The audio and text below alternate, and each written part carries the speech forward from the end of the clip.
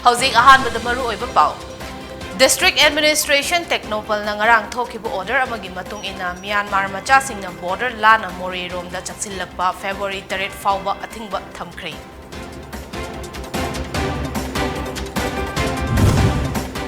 Imphal West ki Chief Judicial Magistrate Yengkom Somerjit laibak thiba lambi accident amada laikhidre.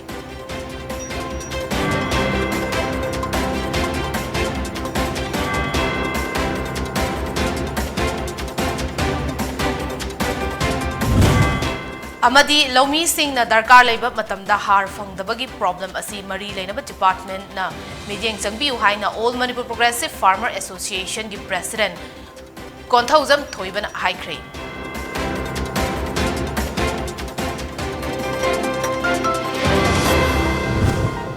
Pau Sandona Pizari.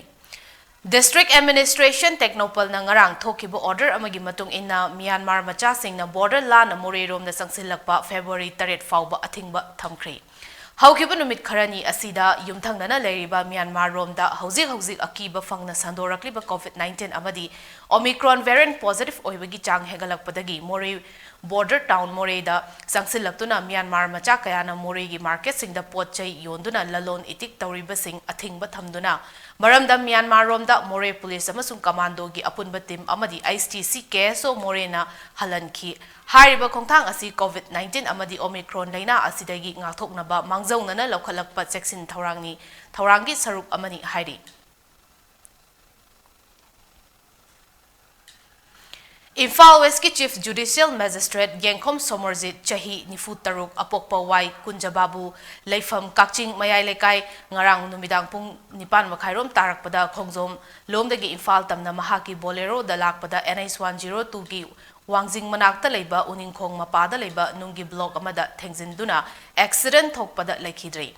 Laibak thiba thodok aduda mahak sokpadagi Thoubal District Hospital tamna pukhalaki adubu doctor na mahak sire haina lathokhi hairi. Mahak Imphal West ki District Legal Services Authority gi Secretary gi thosuk puribani hairi.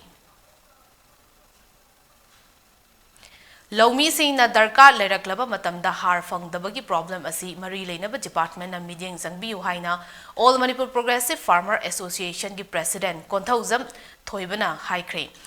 Ngasi press club ta pangtokpa paumi singa unaba amada mahakna makhata na haikibada lamdamasigi Lomi kayana pothok puthoknaba honaba matamda darkar laiba urea har ngasi fauba marangkaina fanghande sarkarna Lomi singda subsidy rate ta fanghandanaba lakthokhibaduna kadaida chatkrabano haina hanglakhi hauzik law matam loiraduna matamgi pothok puthoknaba mahi marong Thabada har darkar laibadagi pinaba department na hajarubada hauzik fauba har piraktana lairi godaungdagi har mantri MLA kayanadi lut lauthoklaga puthokli masina karamba hiramda sizinaribano chingi mafam kayada thariba popi pambi sing asi thabada urea har loinam sizinnakraba haibagi chingnaba lai athubada farmers singi awaba ubiduna har marang kaina fanghanduna mahi marong kaya puthoktuna Chinjakta Nipal Tangdaba Lamdamama Ohensi Haina Fongdoki. Har PBG systems. Kogi Maruina Manipur da Hargi Awabu Uribasi, Agriculture Department na Loponga Maponga Pazana, Sarbi Tauraga, Pidaba, Aduga Minister, Atso Sang Singsina, Dio letter Amadi Kangasana, Lord Logivzina, Maponga Lord Logivzina, Hargi Awabsi Oibanel. Masina su ekoigi aroma sedal lambi ama nakanda ngasagi popi pambi thabada natra topa hiram kayada ko urea sing sinabagi basina maram orakanda Manipur da harsi tangbagi maram amasu oi aduna view creating minister sing Lomi gi sugumba tangai phadaba thawk sing asida makoina miyang changdana nium chuna piragadi Manipur da Lomi singna urea hargi awaba sunglai leiro haba wafam si itan Kumbi AC da ahong bama purak na ba matam sang na miyam gi seba tawduna laklibi en sorozini makhata na Kumbi AC amadi lebak miyam gi seba tawkhigani haikri mahak na haiki BJP gi ticket ta vote lep ke khonarambani adubu ticket ti fanghaudre ticket fangdragasu miyam na ngasi su thauna hapiri party amada vote lep kani loina na independent oina lepasu yai miyam gi seba tawkhigani haina mahak na haiki loina na sotharaba lambi thong amadi ꯄꯥꯛ ꯆꯥꯎꯈ꯭ꯔꯕ AC ꯑꯁꯤꯒꯤ ꯀꯥꯆꯤꯟ ꯀꯣꯌꯥ ꯁꯤꯟꯕ ꯊꯨꯡꯅ ꯁꯦꯝ ꯁꯥꯕꯗ ꯃꯍꯥꯛꯀꯤ ꯄꯨꯟꯁꯤ ꯐꯥꯎꯕ ꯀꯠꯊꯣꯛꯇꯨꯅ ꯍꯣꯠꯅꯒꯅꯤ ꯃꯤꯌꯥꯝꯅꯁꯨ ꯁꯧꯒꯠꯄꯤꯌꯨ ꯍꯥꯏꯈꯤ ꯄꯥꯔꯇꯤꯒꯤ ꯇꯤꯀꯦꯠ BJP ꯄꯥꯔꯇꯤꯒꯤ ꯇꯤꯀꯦꯠ ꯐꯪꯗꯦ ꯍꯥꯏꯔꯒꯁꯨ ꯍꯦꯟꯅ ꯄꯨꯛꯅꯤꯡ ꯊꯧꯒꯠꯈ꯭ꯔꯦ ꯍꯦꯟꯅ ꯍꯥꯏꯗꯤ ꯑꯩꯕꯨ ꯅꯨꯡꯁꯤꯕꯤꯕ ꯍꯥꯏꯇꯥꯔꯦ ꯍꯦꯟꯅ ꯅꯨꯡꯁꯤꯕ ꯍꯦꯟꯅ ꯁꯛꯇꯤ ꯄꯤꯅꯤꯡꯕꯒꯤ ꯋꯥꯈꯜꯂꯣꯟ ꯍꯦꯟꯅ ꯅꯣꯡꯃ ꯅꯣꯡꯃꯒꯤ ꯑꯗꯨꯝ ꯍꯥꯞꯀꯠꯄ ꯑꯗꯨꯝ ꯍꯦꯟꯒꯠꯂꯛꯏ ꯑꯩꯉꯣꯟꯗ ꯍꯟꯊꯕ ꯀꯩꯁꯨ ꯂꯩꯇꯦ ꯑꯗꯒꯤ ꯑꯃꯔꯣꯝꯗ ꯑꯃꯨꯛꯁꯨ ꯃꯤꯌꯥꯝꯅꯁꯨ ꯑꯩꯕꯨ ꯍꯦꯟꯅ ꯃꯇꯦꯡ ꯄꯥꯡꯕꯤꯌꯨ ꯑꯗꯒꯤ ꯅꯨꯄꯤ ꯑꯃ ꯑꯣꯏꯅ ꯇꯁꯦꯡꯅ ꯍꯥꯏꯔꯕꯗ ꯅꯨꯄꯥꯁꯤꯡꯁꯤꯒꯤ ꯃꯔꯛꯇꯒꯤ ꯑꯩꯅ ꯇꯣꯞꯅ ꯑꯩꯅ ꯇꯁꯦꯡꯅ ꯊꯕꯛ ꯀꯨꯝꯕꯤ ꯀꯦꯟꯗ꯭ꯔꯁꯤꯒꯤ ꯑꯣꯏꯕ ꯊꯕꯛ ꯊꯧꯔꯝ ꯈꯨꯗꯤꯡꯃꯛꯁꯦ ꯑꯩ ꯊꯃꯣꯏ ꯁꯦꯡꯅ ꯇꯧꯒꯦ ꯍꯥꯏꯕꯒꯤ ꯋꯥꯈꯜꯂꯣꯟꯁꯨ ꯑꯩ ꯊꯝꯖꯔꯤ ꯃꯌꯥꯝꯅꯁꯨ ꯑꯩꯉꯣꯟꯗ ꯃꯇꯦꯡ ꯑꯗꯨꯝꯁꯨ ꯄꯥꯡꯕꯤꯔꯤ ꯑꯗꯨꯕꯨ ꯑꯩꯅ ꯍꯥꯏꯖꯅꯤꯡꯕꯗꯤ ꯄꯥꯔꯇꯤꯗ ꯑꯣꯏꯅ ꯆꯠꯇ꯭ꯔꯒꯁꯨ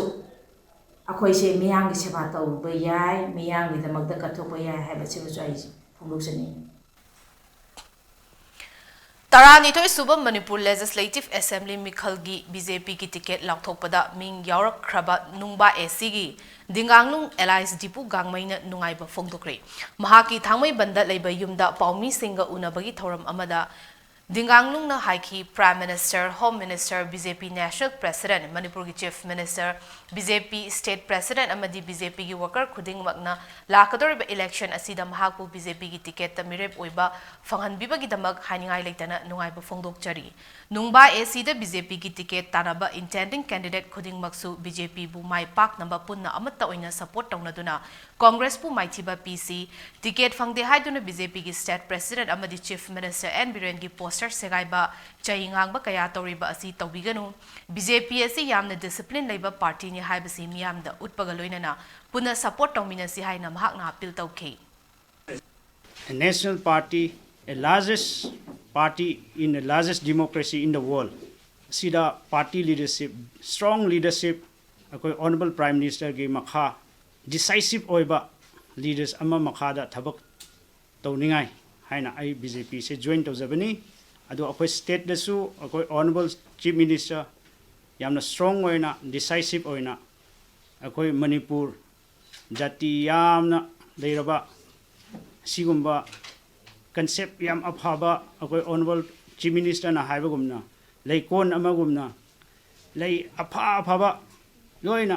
magi identity oina saraga leiba Manipur oihansi haibage concept to yamna appealing oiba adugumba leadership makhada akoi ai se thabak suge haina asi se decide tawraga ai se thadokpani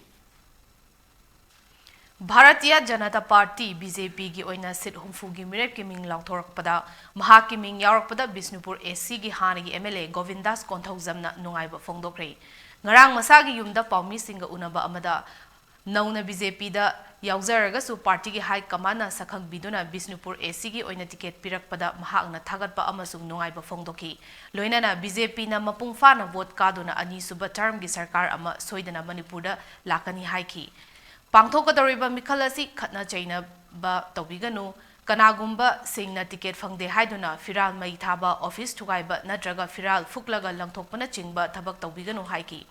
ꯚꯣꯇꯔꯁꯤꯡꯅ ꯅꯤꯌꯣꯝ ꯆꯨꯝꯅ ꯏꯁꯥꯒꯤ ꯑꯄꯥꯝꯕ ꯃꯤꯗ ꯚꯣꯠ ꯄꯤꯕꯤꯌꯨ ꯍꯥꯏꯈꯤ ꯁꯪꯖꯔꯛꯄ ꯑꯣꯏꯖꯔꯒꯁꯨ ꯑꯩꯍꯥꯛꯄꯨ ꯊꯥꯖꯕꯤꯗꯨꯅ ꯑꯩꯍꯥꯛꯄꯨ ꯅꯨꯡꯁꯤꯕꯤꯗꯨꯅ ꯕꯤꯁꯅꯨꯄꯨꯔ ꯑꯦꯁꯦꯝꯕ꯭ꯂꯤ ꯀꯟꯁꯇꯤꯇ꯭ꯌꯨꯟꯁꯤ ꯑꯁꯤꯒꯤ ꯚꯥꯔꯇꯤꯌꯥ ꯖꯅꯇꯥ ꯄꯥꯔꯇꯤꯒꯤ ꯃꯤꯔꯦꯞ ꯑꯣꯏꯅꯅꯕ ꯈꯟꯕꯤꯔꯛꯄꯒꯤꯗꯃꯛꯇ ꯑꯩꯍꯥꯛꯅ ꯅꯨꯡꯉꯥꯏꯖꯕ ꯑꯃꯁꯨꯡ ꯊꯥꯒꯠꯆꯕ ꯐꯣꯡꯗꯣꯛꯆꯔꯤ ꯑꯗꯨꯕꯨ ꯑꯩꯍꯥꯛꯅ ꯉꯁꯤꯁꯦ ꯑꯗꯨꯝ ꯌꯦꯡꯖꯕ ꯃꯇꯝꯗ ꯍꯧꯖꯤꯛ ꯐꯥꯎꯕꯗ ꯇꯣꯉꯥꯟ ꯇꯣꯉꯥꯟꯕ ꯃꯐꯝ ꯀꯌꯥꯗ ꯇꯤꯀꯦꯠ ꯐꯪꯍꯧꯗꯕꯒꯤ ꯈꯣꯏꯁꯥꯎꯅꯕ ꯀꯌꯥꯅ ꯌꯥꯝꯅ ꯚꯥꯏꯂꯦꯟꯁ ꯑꯣꯏꯕ ꯊꯕꯛ ꯀꯌꯥ ꯆꯠꯊꯔꯛꯄ ꯑꯁꯤ ꯑꯩꯗꯤ ꯃꯁꯤ ꯌꯥꯝꯅ ꯇꯧꯍꯟꯖꯅꯤꯡꯗꯦ ꯁꯤ ꯌꯥꯝꯅ ꯀꯟꯅ ꯇꯠꯇ꯭ꯔꯤꯛ ꯑꯣꯏꯕ ꯃꯑꯣꯡꯗ ꯄ꯭ꯔꯣꯇꯦꯁ ꯇꯧꯕ ꯚꯥꯏꯂꯦꯟꯁ ꯌꯥꯎꯗꯅ ꯑꯩꯈꯣꯏꯒꯤ ꯁꯥꯎꯅꯤꯡꯕ ꯋꯥꯔꯧꯕꯗ ꯐꯣꯡꯗꯣꯛꯄ ꯀꯔꯤꯝ ꯀꯥꯏꯗꯦ ꯑꯗꯨꯕꯨ ꯌꯥꯝꯅ ꯚꯥꯏꯂꯦꯟ ꯑꯣꯏꯕ ꯇꯥꯔꯒꯗꯤ ꯑꯩꯈꯣই ꯈꯔꯒ ꯍꯦꯟꯅ ꯚꯣꯠ ꯍꯧꯗ꯭ꯔꯤꯉꯩ ꯃꯃꯥꯡꯗꯒꯤ ꯑꯁꯤꯒꯨꯝꯕ ꯚꯥꯏꯂꯦꯟ ꯑꯦꯛꯇꯤꯚꯤꯇꯤꯁꯤ ꯇꯧꯗꯨꯅ ꯂꯥꯛꯄꯅꯤꯅ ꯁꯥꯟꯇꯤ ꯑꯣꯏꯅ ꯍꯤꯡꯖꯕ ꯄ꯭ꯔꯖꯥꯁꯤꯡꯗꯗꯤ ꯑꯆꯧꯕ ꯗꯤꯁꯇꯔꯕꯦꯟꯁ ꯑꯃ ꯄꯤꯔꯅꯤ ꯍꯥꯏꯗꯨꯅ ꯑꯩꯅ ꯑꯄꯤꯜ ꯇꯧꯖꯅꯤꯡꯉꯤ ꯃꯗꯨꯗꯤ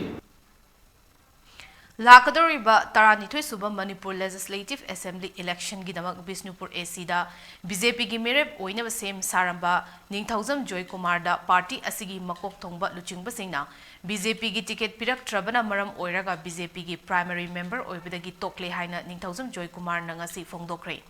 mahak na hai ki Bisnupur AC miyam gi yaifana ba thabak kaya pangthokpa Pambana soidana vote lep lagani maramasina BJP toklaga political party amada yauraga natraga independent mirap oina thoklagani haiki party Bisnupur Mandal gi makada hokhiba sahi kharadagi hona ayang active service pijarakpa lamdam sigi praja singi asiena awana amadi corona gi misi mina marakta BJP mahut sinduna honajarakpa asiguma kyamarum sing asi makada Bisnupur gi Praja Singna consensus candidate amani and Lautok Piraga, Bisnupuri Manung Leva, Mio Sing, Mayam, the Kanara Matunda. I will ticket Tananavino, Tado Pirapani, Ado, and the Piriva, BJP ticket Kitong Sida, Praja Singna, Penadavan Moidana, City, Bisnupur Praja Sing, Apam Matungina, a Hagna, Bharatiya Janata Party, Bisnupur, Koi Mandala Si Makada Leva say, a city a primary membership tigi, by design of Zare. Oinam AC gi MLA El Radha Keshor da amuk khana BJP ki ticket pirakpada BJP gi luchingba singbu thagat pa phongdokre El Radha Keshor na pangthokadoriba mikhal asi free and fair oina pangthoksi senthum chakcha haizanaba tagumsi yamna taseng ba anauba makhal gi election ama ohensi haiki loinana Manipur gi mafam kaya da ticket na maram oiduna irang thokliba asi nungaizade pungning fathabiu vote lepa haibasi miyam gi seba taunabani santi laina election pangthoksi haiki Ching sung tam apam Mr. Leriba Praja section punamak community punamak se koi amadani koi amana amugi mateng pangnaraga sahiri sang sinna andam sibu ngak sendra lakani maram sina koi andak pangthok doriba 20 suba Manipur Vidhan Sabha gi election ase tok pa election ama yamna khenaba ahungba workpa ahungba lakpa election ama bihak pangthok pami maramdi koi hoji amna chakhale hoji matamda have a young Zabada, Nahasing, what especially Nahasing, election process, election over discussion, election over Torum Casing, the Mopana, my partner, I quit Sanction. Matang Zaten Brigam Luminasi.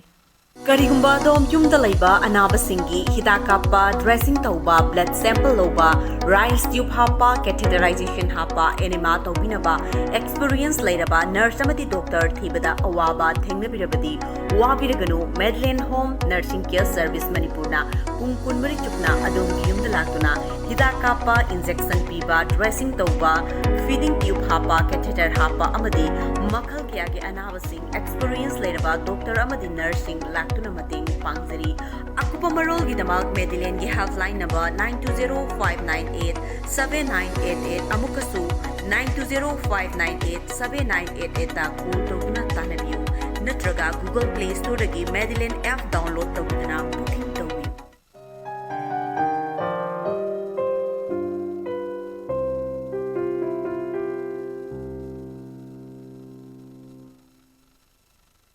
Breaking Batung the Makataba Pau Pizari. BJP gi sit humfu lauthorok pada Moirang AC gi MLA P Sarat Chandra Giming Yarok Tabada, Koi Soundarabe AC gi workers in the Moirang Firembam Mandopta Miam gi meeting ama pangthokre. Meeting aduda Yuva Morcha, Mahila Morcha Mandal gi Thaupu Basing, Councillor Amasung Ward Member sing na ticket Pirak Tabada Pen the Bagi Kolau Lauki. Tung the MLA P Sarat Chandra na BJP party na Mahakpu Intok Pirakle. Chana Dre Haraklabanina Karisu Akaibalate Aikoisu Ingna Chingna Committee ga Tanaraga Makakari Tausige Haiba Kanarasi Miam Wabiganu Mipaiba Popiganu Haiki. Mayam the Gilo Simba Aduga Isagi Numaiba Haibudo Lanai Yoiba Portunate. I put you Numaiba de put you could see Pandam de Miam the Katopa. Mayam the Kayu Bakarai Kuna Shabat or Rodugi. Tanja se kugi landuni hadar logo de bani maya ge sabato ba se numai ba he bali wakalon du gani ekoina rajniti yaurpa adu angapani kunsi se ahan ba election thena ba miku ado chahi aduda Kangleipak Kanbalup Manipurna Sinduna ngarang ke Lumiram amadi Konsakulda free mega health camp ama Rims kapunna Dr. Taranitoy amadi assistant anina saruk yaduna pangtokre. Camp asida chaurakna angang amadi ahal tharaga punna miyoi chamri yangkai muk check up tawkibaga loinana lemna hidak langthaksu yentokhi haina KKL gi Secretary General ngamkai ngakpa luwangna thadorpa cherol man hairi. Hauzi KKL na leptana chaksilakliba free health camp asi COVID-19 na maram oiduna layengba chatpagi khudong chaba fangdaba asi kokna bahaiduna sangsilakpa khongjang amani. KKL gi mission uniting the indigenous people of Kangleipak haiba thim asigi makhada native people sing asi nungsinadaba yade haiba wakhalonda sangsilakpa khongthangni hairi. Mission asigi makhada khun tara mukta free health camp ki khudong chaba Fanghan Kre amadi KKL na leptana makhatana khongjang asi sangsin khigani amasung lebak miyam na makhata bathabak thauramda support tawbi hairi.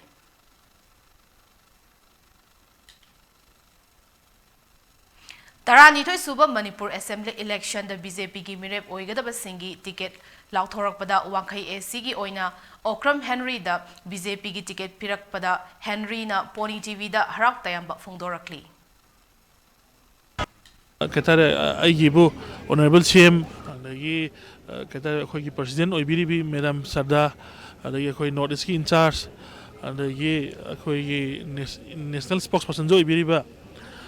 Samit Pataji, and the Hoi Abegiriji, Mokopunampo, I cite thank you, Winding Hatar, a Hoi report, if as a survey or Raga, I Hoi Matic Sabani and a Kalaga Pira even in a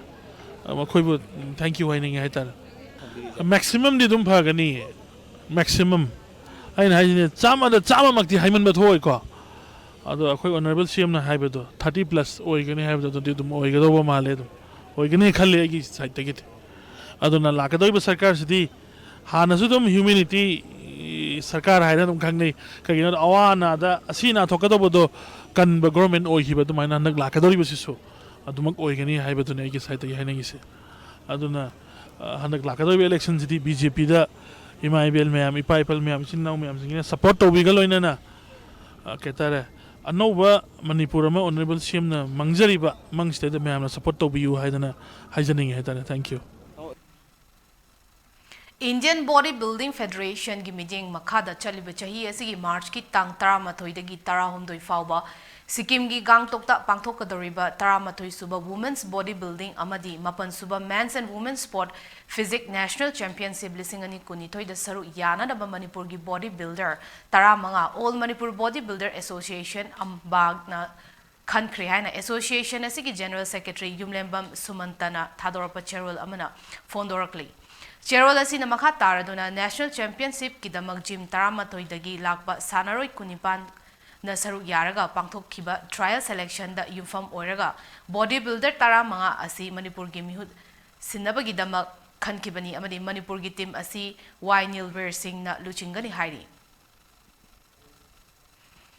ngasi Imphal da phongba pauche singi maru oiba pau khara yengnasi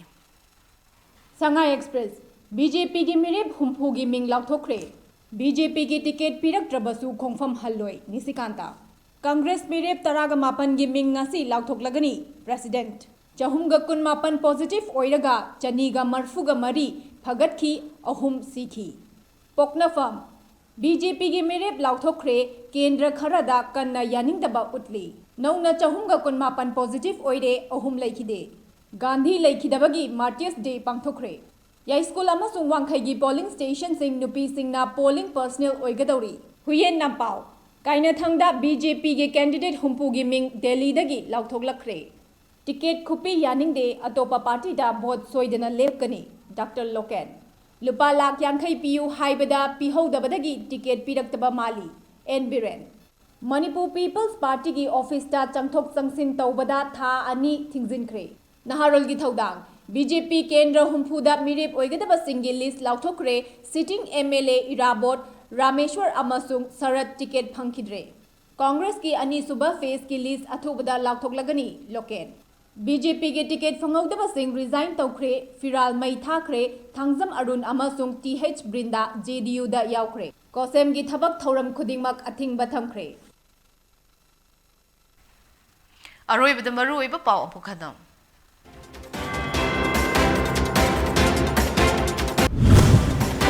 District Administration Technopal na ngarang thokibu order amagi matung ina Myanmar machasing na border lana More romda chaksilakpa February 3 fauba athingba thamkhre.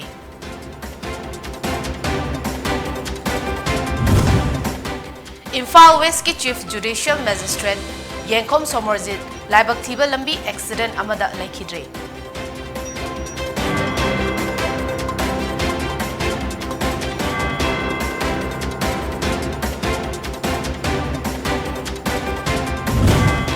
Amadi Lomi Singh na darkar laiba matamda har fangdabagi problem asi mari lainaba department na midyeng changbiu haina All Manipur Progressive Farmer Association gi president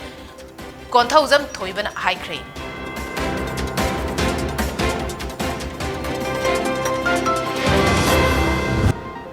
Matang is the PONYTV na pizaba Manipuri gi Paulo Izare yengbiri bapumdamakpu amukana krumzari.